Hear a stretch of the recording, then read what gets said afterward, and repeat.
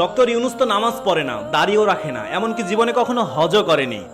এইসব কথা বলে যারা সমালোচনা করছেন আজকের ভিডিওটা তাদের জন্য। আপনাদের জননীর সময় কোরআনের কথা প্রচার করার জন্য যে ওয়াজ মাহফিলগুলো করা হয় সেগুলো করার জন্য 14টা জায়গায় পারমিশনের দরকার ছিল, কিন্তু ডক্টর ইউনূস বলেছে কোনো পারমিশন লাগবে না, যখন যেখানে যেভাবে ইচ্ছা কোরআনের আলোচনা করা যাবে এবং ইসলামিক মাহফিলগুলো করা যাবে। এমনকি তার প্রধান কার্যালয় যেখানে বঙ্গবন্ধু এবং শেখ হাসিনার ছবি ছিল সেইটা এখন সরিয়ে এসে কালেমা লিখেছে।